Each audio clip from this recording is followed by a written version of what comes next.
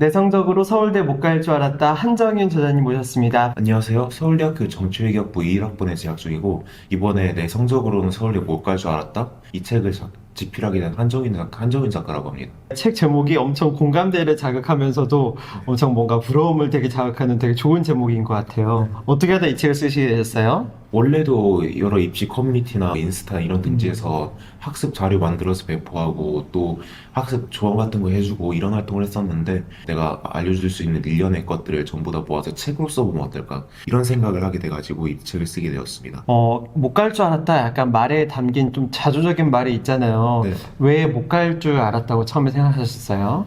저는 일단 정시로 대학을 진학하는 것이 거의 확정된 상태였는데 사실 정시라 하면 수능 한 번으로 바로 대학을 가는 거잖아요. 그런데 그 수능 하루에는 워낙 변수도 많고 또 제 실력을 발휘하지 못할 확률도 높아가지고 그래서 솔직히 수능 날에도 서울대에 갈 수 있는 성적을 얻긴 힘들겠지. 딱 이 정도 생각이었던 것 같아요. 중학교 때에서 또 고등학교 올라오면서 약간 또 생각이 또 변하셨다고 들었어요. 중학교 때까지는 전교 1등, 2등 성적을 유지하던 건 맞아요. 그런데 제가 중학교를 다니던 동네 자체가 학구열하고는 굉장히 거리가 먼 곳이었어서 그래서 솔직히 1등을 할 수 있었던 거고 이제 학구열이 좀 높은 지역으로 고등학교를 가고 나니까 바로 성적이 한 120등, 130등 이 정도로 추락을 했었죠. 그럼 거기에서 다시 쭉 올라가기 시작했던 거예요. 네.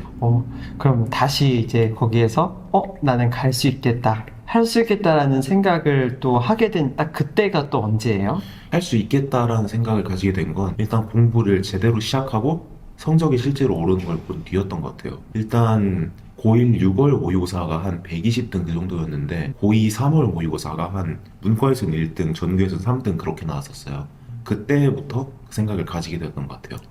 그렇군요. 그 과정에 대해서 좀 한번 얘기는 나누겠지만, 다 열심히 하잖아요. 이렇게 또 많이 오르게 된 네. 결정적인 약간 한 포인트가 있다면 또 어떤 게 있었을까요? 공부를 해 나가는 것에 대한 자기 자신만의 이유를 찾은 거라고 할 수 있을 것 같은데 중학교 때까지만 해도 저는 공부를 시켜서 하는 그런 학생이었어요. 그냥 시키지 않으면 하지 않고 자기 자신만의 공부를 해야 되는 이유도 갖고 있지 않았고 그런 학생이었는데 이게 고등학교 올라가고 나서 공부를 해 나가야만 하는 제 자신만의 이유를 찾게 되었고 그 이후부터 그 공부는 제가 좋아서 하는 것, 제가 필요성을 느껴서 하는 것이 되고 거기서 성적이 빡 올라갔던 것 같아요. 사실은 공부의 의미, 사실 많은 청소년들이 못 찾잖아요. 그거에 대해서. 뭐라고 좀 찾으셨어요? 중학교 때까지는 전교 1등 항상 해왔으니까 인정을 받고 살았는데 고등학교 때 성적이 확 떨어지고 나서 당연히 그런 인정을 받을 수가 없었겠죠. 사람은 잃어봐야 그 소중함을 안다고 하잖아요.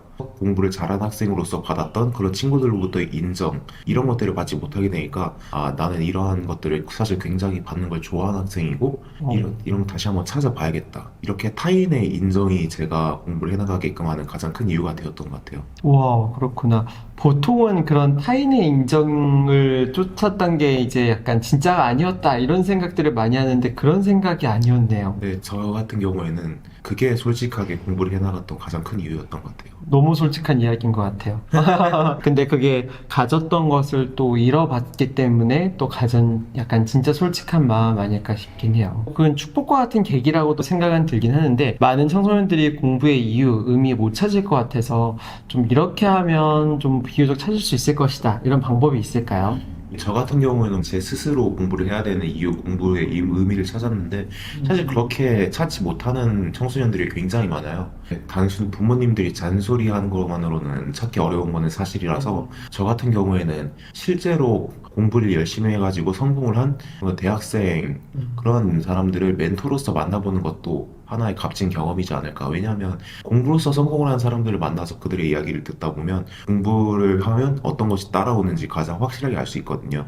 그래서 자기 스스로 공부를 해야 될 이유를 찾지 못한 학생들은 공부에서 성공을 이뤄낸 일련의 멘토들을 만나서 이야기를 해보는 것도 좋은 선택일 것 같아요. 공부의 이유와 의미를 찾으니까 성적이 확 올랐다고 했잖아요. 근데 물론 이제 그 중간에 과정이 있었을 것 같거든요. 네. 무엇이 달라졌어요? 일단 좀 수동적이었던 공부가 능동적으로 바뀌었다 하는 말이 가장 쉽게 요약할 수 있는 그 내용일 것 같은데 예를 들자면 국어 같은 경우에는 단순히 지문 읽고 문제를 푸는 것에서 끝나지 않고 지문을 사용된 단어를 바꿔서 제 방식으로 재진술함으로써 남에게 설명을 해주는 것 같은 그러한 절차를 도입을 했고, 수학 같은 경우에도 모르는 문제가 있으면 단순히 답지를 보면서 문제를 풀고 넘어가는 것이 아니라 답지 외에 다른 풀이가 있는지를 탐구해보는, 왜 이렇게만 풀어야 되지? 이런 방식으로도 풀 수 있는 거 아니야? 그런 내용들을 한번 탐구해보는 식으로 공부에 있어서 제가 능동적으로 할 수 있는 나름대로의 과정이 추가되었던 것 같아요. 한 발 더 나가서 이제 더 탐구하겠다는 의지가 있었던 거네요. 너무 좋습니다. 또 약간 또 재밌던 게 공부를 약간 어느 순간 좀 게임처럼 인식하게 됐다. 이런 것도 되게 인상적이긴 했어요. 네. 사실은 그 한국 청소년들의 많은 어려움이 공부는 시켜서 하는 것, 또 한 축에서는 공부는 재미없는 것이잖아요. 네. 근데 게임은 재미있는 것의 상징이니까 네. 재미있는 것으로 인지하게 됐다는 그 인식도 확산되면 너무너무 좋을 것 같긴 하거든요. 왜 그렇게 인식하게 됐어요? 모의고사 같은 경우에는 치고 나서 성적표를 나올 때 거기에 1년에 100분위가 나오거든요. 그러한 100분위가 높게 나오면 높게 나올수록 좀 레벨업하는 같은 그런 기분도 들고, 제가 고등학교 때 했던 공부의 점수를 거기 할당하고 또 계속해서 그 점수가 높아지는 걸, 성적이 높아지는 걸 보고 있다 보니까 게임을 하는 것 같았던 기분은 딱 거기서 들었던 것 같아요. 그렇구나. 또 다른 한쪽에서는 그에 대해 비판하는 또 이제 관점에서는 거기에 너무 목매는 거 아니야? 약간 이런 관점도 있잖아요. 그런 거에 대해서는 또 어떻게 생각하세요? 사실 저도 목매는 거에서 크게 벗어나지 않았다라고 생각을 하거든요. 왜냐하면 모의고사 성적이 안 나오면 멘탈 나가고 이런 일이 여러 번 있었으니까. 그런데 적어도 완전히 그로기 상태로 빠지는 것까지만 아니라면, 사실 성적이 잘 안 나올 때 멘탈이 나간다는 거는 그 성적에 그만큼 진심이라는 뜻이기도 하잖아요. 그래서 그거는 좀 나쁜 것까지는 아니지 않나, 이런 식으로 전 생각을 했습니다. 그럼 조금 더 나아가서 게임처럼 즐긴다는 게 그냥 즐기는 마음도 있지만 약간 성적이나 수능이라는 게 항상 좀 간절한 마음이 있으니까 이렇게 실수하면 이게 내 인생을 망친다 이런 마음들이 항상 있잖아요. 근데 그런 마음 관리가 너무너무 어려운 것 같거든요. 네. 그런 마음들은 또 어떻게 관리할 수 있을까요? 제가 활용했던 방식은 어떤 시험에서 좋지 못한 성적을 거두면은 당연히 그것 때문에 멘탈이 나가고 그러기 마련인데, 저 같은 경우에는 또 좀 잘 보지 못한 시험지가 있으면 똑같은 시험지를 하나 더 구해서 시간을 똑같이 재고 다시 한번 풀어봤어요. 당연히 한번 풀어봤던 시험지라서 점수는 높게 나올 수밖에 없지만, 일단 한번 낮은 성적을 얻었던 시험지에서 다시 한번 높은 성적을 거둔다는 거, 이것만으로도 멘탈이 치유된 효과가 굉장히 와. 크거든요. 그래서 저는 이 방법을 활용해서 좀 멘탈을 잡았던 것 같아요. 너무너무 좋다. 사실은 실수나 실패 이런 거 하면은 외면하잖아요. 그래서 회피하게 되고. 근데 그걸 회피하지 않는 그것만으로도 진짜 치유 효과가 진짜 크게 있을 것 같아요. 이런 공부라는 게 굉장히 장기전이잖아요. 네. 의욕을 되게 유지하는 거가 너무너무 힘든 것 같긴 하거든요. 이런 의욕이 떨어질 때 좀 동기부여하는 방법 이런 게 있을까요? 의욕이 떨어질 때 이게 그냥 단순히 공부를 하기 싫어일 수도 있는데 에너지를 다 써서 지친 그런 상태가 될 수도 있거든요. 그래서 지금 내가 이 의욕을 가지지 못하는 게 그냥 단순히 공부를 하기 싫어서 그런 것인가, 아니면 에너지가 다 떨어져서 그로기 상태에 빠진 것인가, 이거를 판단하는 게 되게 중요하다 생각해요. 이게 그로기 상태에 빠진 거면 그 냉정하게 하루 이틀 정도 쉬는 게 공부를 해나가는 데 있어서 오히려 큰 도움이 될 수 있다고 생각하고, 그거 말고 그냥 공부를 하기 싫은 경우에는 공부를 하는 방식을 한번 바꿔보는 것도 좋을 것 같아요. 예를 들면 암기 과목을 공부할 때 그냥 교과서를 보고 달달달 외우는 방식도 있겠지만, 그냥 그 개념을 한번 읽어본 다음에 문제를 많이 푸는 것도 있을 수 있거든요. 공부를 단순히 해나가는 게 싫어, 그런 경우에는 공부를 하는 방식을 한번 바꿔보는 게 어떨까. 좋습니다. 그럼 이제 공부법 한번 좀 얘기해 볼까요? 사실은 공부법의 이제 또 시작은 약간 학습 계획이잖아요. 계획만 세우다 끝나는 경우도 많지만 학습 계획 좀 잘 세우는 방법 있을까요? 일단 학습 계획 세우는 거는 필연적으로 시행착오가 동반이 돼야 된다 생각하는데, 저 같은 경우에는 매일매일 할 거를 딱딱 하나 다 할당하는 게 아니라 그냥 여기 주차에는 이것들을 하고 여기 주차에는 이것들을 하고, 딱 이 정도로 좀 러프하게 설정했던 것 같아요. 왜냐하면 하루 해야 될 거를 하나하나 전부 다 할당을 하다 보면은 그게 지켜지지 못했을 때 학습이 무너지는 측면이 어느 정도 있거든요. 그래서 저는 좀 유연하게 조정할 수 있게끔 그냥 이번 주차에는 이걸 하고 또 다음 주차에는 이런 걸 한다, 이렇게 주차별로 목표 학습량을 정해뒀던 것 같고, 실제로 공부를 해나가는 데 있어서는 주차에 하기로 설정했던 공부 중에서 그냥 그때그때 하고 싶은 것들을 골라서 했던 것 같아요. 그렇게 하면은 그 주차가 끝나갈 즈음에는 하지 못한 공부들을 마무리하면 되니까 일단 계획한 거를 못하는 문제는 발생하지 않는데 공부가 지치는 것도 어느 정도 막을 수 있는 측면이 있고 맞아요. 계획이 오히려 옥죄일 수 있는데 오히려 그 안에서 자기가 좀 자유롭게 유연하게 또 할 수 있는 여지가 또 생기는 것 같긴 해요. 네. 공부에 또 계획이란 건 결국은 또 목표를 향하게 되잖아요. 근데 목표도 되게 좀 애매한 것 같아요. 왜냐면 공부의 목표가 당연히 성적이 잘 나오면 잘 나올수록 좋은 거잖아요. 그래서 약간 뭔가 목표를 세우기가 조금 애매한 감이 좀 없지 않아 있는 것 같긴 하거든요. 목표는 좀 어떻게 세우면 좋아요? 일단 저 같은 경우에는 어쩔 수 없이 자동적으로 세워졌던 목표는 모의고사에서 어느 정도 이상 100분의 1 득점하기 이런 거였고 근데 이러한 것들은 1년에 4번 치러지는 거다 보니까 매일매일 동기부여로 작용하기 힘든 측면이 있어요. 그래서 저는 매일매일 공부해서 어떻게 목표를 세웠냐면 순공 시간 몇 시간 정도 확보하기 이런 식으로 세웠던 것 같아요. 네. 근데 그 시간에 또 몰입하느냐 안 하느냐 되게 또 다르잖아요. 그 시간에 또 몰입하는 방법들 이런 게 있을까요? 저 같은 경우에는 일단 환경을 몰입할 수 있는 환경으로 조성했던 것 같은데 예를 들면 쉬는 시간에 공부를 한다 가정했을 때 친구를 떠든 소리 그런 거에 묻혀가지고 공부가 제대로 안 되잖아요. 그래서 저는 일부러 쌤들한테 부탁을 해서 자습실을 쉬는 시간에도 열고 그때 가서 공부를 하는 그런 식으로 환경을 조성하는 데 많이 공을 들였던 것 같아요. 좋습니다. 이제 그 실천하는 거 이런 거 되게 중요하잖아요. 실천하는 뭐 방법이나 팁 같은 것도 혹시 있을까요? 실천이 처음엔 힘들고 나중에 루틴으로 정착이 되면 그때는 안 하는 게 더 힘들어지거든요. 그래서 어떠한 걸 하자라고 계획을 세웠으면은 그냥 처음 며칠 동안은 아무리 고통스러워도 그걸 의식적으로 지키는 식으로 많이 연습을 했던 것 같아요. 그렇게 해서 한 2주 정도 지나면 그거는 삶의 루틴이 돼가지고 안 하면은 허전한 그런 것들이 되어버리거든요. 그래서 어떠한 것들을 해나가자라고 처음에 계획을 세우고 나면은 그거를 한 2주일 동안 의식적으로 빡세게 지키는 연습을 했던 것 같아요. 오히려 이제 그게 자기의 성향을 아니까 그렇게 되네요. 좋습니다. 영어 듣기 평가에서 단 한 번도 오답을 낸 적이 좀 없다고. 근데 그게 뭐 특별한 학습 방법은 아니었다고 하던데 이건 또 뭔가요? 돌이켜봤을 때 영어 듣기 유형 시험에서 오답을 낸 적이 막힌 실수 한 번 빼고는 한 번도 없었거든요. 그런데 전 따로 공부라는 생각을 가지고 영어 듣기를 접근했던 적은 한 번도 없었던 것 같아요. 왜냐하면 제가 평소에 영어권 유튜브 같은 걸 되게 많이 시청하는 편인데 거기서 사람들이 얘기하는 게 전부 다 영어거든요. 그런데 그러한 사람들이 얘기하는 거는 전부 다 게임을 하면서 얘기를 하거나 좀 다른 재밌는 주제를 가지고 이야기를 하는 것이기 때문에 제가 그런 걸 찾아볼 때는 완전히 몰입해서 보는 편이었어요. 물론 저는 그걸 공부라고 인식하지 않았지만 어쨌든 영어를 듣고 있는 거긴 하니까 공부가 되었던 거죠. 그렇게 저는 영어 듣기 영역에 있어서는 공부라고 단 한 번도 인식된 활동을 하지 않았지만 그렇게 제가 좋아한 것들을 함으로써 듣기 실력을 끌어올릴 수 있었다 이렇게 이야기를 할 수 있을 것 같아요. 사실 과목별로 또 공부법도 많이 다르잖아요. 네. 이 중에서 이건 진짜 내가 추천할 만한 공부법이다.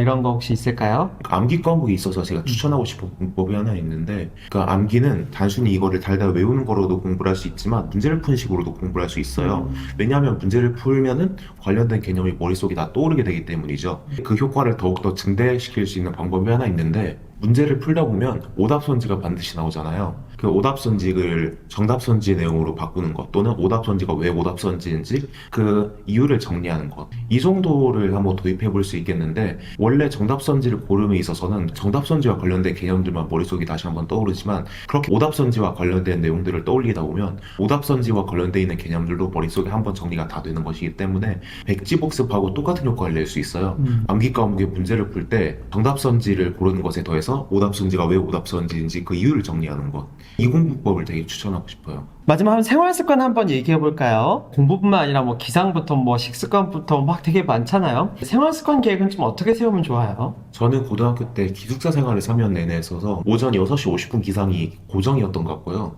일단 취침은 12시 넘어가면 최대한 잠을 잘 수 있게끔 만들어 두고자 노력을 했어요. 그리고 저는 한 가지 더 했던 게 하루에 30분씩 꾸준히 운동을 했었거든요. 고등학교 1학년 말 때까지만 해도 고도 비만의 체력 부족에 시달리고 있는 그런 학생이었는데 당연히 공부를 해나가는 데 있어서 체력이 부족하니까 높은 효율을 내지 못했죠. 고1 말에 딱 깨달았던 것 같아요. 이거 어떻게든 운동을 해서 살을 빼고 체력을 길러야 나중에 공부를 잘할 수 있겠구나. 그때부터 하루에 30분 정도 기숙사에서 밤 10시쯤에 쉬는 시간을 줬거든요. 그때 한 30분 정도 운동하는 걸 루틴에 넣었던 것 같아요. 그 시간을 운동에 투자함으로써 나중에 공부할 수 있는 시간을 더욱더 늘리자. 이거 지금 와서 생각해 봤을 때 그때 제가 내렸던 판단은 옳았던 것 같아요. 네. 좋습니다. 이제 생활 습관에서 요즘에 가장 무너지는 것 중에 하나가 사실 휴대폰인 것 같긴 해요. 어떻게 했나요? 저 휴대폰 같은 경우에는 그 의식적으로 하는 시간을 줄이기 위해서 열품타 같은 공부 시간 기록 어플에서 활용했거든요. 저는 공부 시간을 공부의 목표로 설정했으니까 더 많은 시간을 공부에 할애했어야만 되는데 그거를 핸드폰 앱을 통해서 기록을 하면 기록이 되고 있는 와중에는 휴대폰의 다른 기능들을 사용할 수가 없거든요. 그래서 일부러 그 기능을 켜두고 공부를 함으로써 그날의 공부 시간을 확보했고 또 그렇게 그 어플에 가진 기능으로 인해서 핸드폰의 다른 것들을 활용할 수 없었으니까 자연스럽게 핸드폰과는 거리가 좀 멀어지게 되었던 것 같아요. 그렇군요. 이제 그것도 되게 자기를 너무 잘 아는 거네요. 자기가 이제 의식적으로 나는 이렇게 더 많이 사용할 거니까 좀 줄일 수 있도록 외부의 도움을 받자라고 생각을 하는 것. 이런 식의 자기 자신을 파악하는 게 너무너무 중요할 것 같습니다.